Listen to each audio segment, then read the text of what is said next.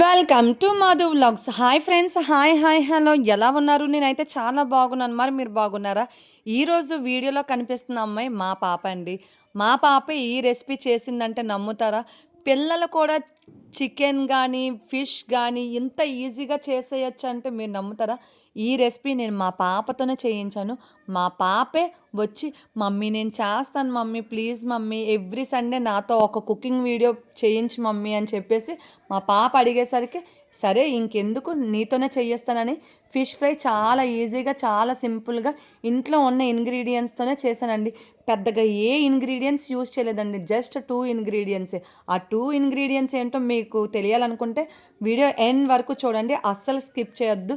పిల్లలకి ఎప్పుడు చదివే కాదండి, ఇలా ఇంట్లో ఒక్కొక్క యాక్టివిటీ పిల్లలకి నేర్పించామనుకోండి, పిల్లలు కూడా రేపు పొద్దున్న బర్డెన్గా ఫీల్ అవ్వకుండా, ఓకే ఇది నాకు వచ్చిందే కదా అని ఈజీగా మైండ్ సెట్ చేసుకుంటారనమాట.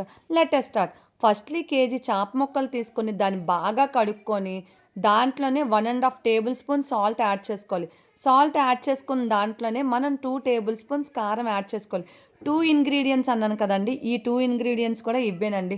ఉప్పు కారంతోనే చేపల ఫ్రై అయిపోతుందంటే నమ్ముతారా? ఈ ఇప్పుడేంటంటే మసాలాలన్నీ అల్లం వెల్లుల్లి పేస్ట్, ధనియాల పొడి, జీలకర్ర పొడి, ఫిష్ మసాలా, గరం మసాలా ఇవన్నీ యాడ్ చేసుకొని అసలకి చేపకున్న టేస్టే మార్చేస్తున్నారండి.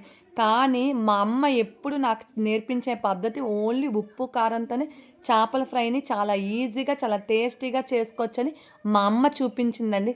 మా అమ్మ దగ్గర నుంచి నేను ఇలా నేర్చుకున్నాను. ఇప్పుడు నా కూతురికి కూడా నేను ఇలాగే చేయడం నేర్పించాననమాట. అలా ముక్కలకు పట్టించి పక్కన పెట్టుకోవాలి. తర్వాత మనం స్టవ్ ఆన్ చేసుకొని ఒక బాండీ పెట్టుకొని ఆయిల్ యాడ్ చేసుకోవాలి. ఆయిల్ యాడ్ చేసుకున్న వెంటనే మనం చేపలను అనేది యాడ్ చేయకూడదు. ఆయిల్ సిమ్లోనే పెట్టాలని, సిమ్లో మరిగిన తర్వాత అడ్జస్ట్ చేసుకొని, చూసారా ఆ ఆయిల్ మరుగుతున్న టైంలోనే పాపతో చేస్తున్నాను కాబట్టి కొంచెం దూరంగా పెట్టి సిమ్లోనే స్టవ్ అదే ఫ్లేమ్ అనేది అడ్జస్ట్ చేసుకొని ఒక్కొక్కటిగా వేయమని చెప్పాను మా పాపకి. ఫస్ట్ టైం భయపడింది, కానీ ఎలాగో డేర్ చేసుకొని వేసిందనమాట. మొత్తం చేపలన్నీ ఇలా వేసిన తర్వాత వెంటనే స్పూన్ పెట్టొద్దండి. ఒక 5 మినిట్స్ గ్యాప్ ఇచ్చిన తర్వాత అటు ఇటు ఫ్లిప్ చేసుకోండి. ఎందుకు అనుకున్నారు? చేప మొక్క మనం వెంటనే గరిటె కానీ స్పూన్ కానీ పెట్టేస్తే ఏమవుతుందంటే మనకి అంటుకుపోద్ది. ఇంకోటి ఏంటంటే ఉడకదు. ఇలా ఉడకపోవడం వల్ల ఏంటంటే చేపలు మనం చేపగా ఉండదనమాట, మొత్తం గొండైపోద్ది.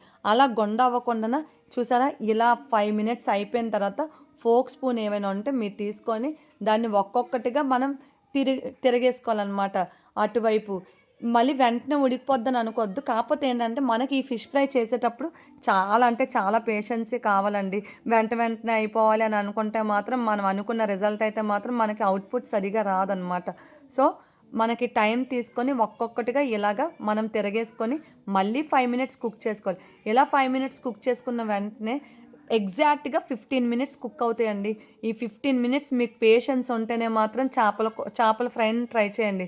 వెంటనే అయిపోవాలంటే మనం వండాల్సిందే, మనం ఒకటైతే అనుకుంటాం ఇంకోటి జరిగిద్ది అనమాట. మొత్తానికి చేపల ఫ్రై మా అమ్మాయి చేసింది చాలా ఈజీగా. ఉప్పు కారంతోనే, నూనె భయం లేకుండా, స్టవ్ అనే భయం లేకుండా చాలా ఈజీగా చేసింది. చూసారా ఎంత బాగా చేసిందో? నాకైతే బాగా నచ్చింది. మీకు నచ్చిందా? నచ్చితే కామెంట్ చేయండి. Thank you.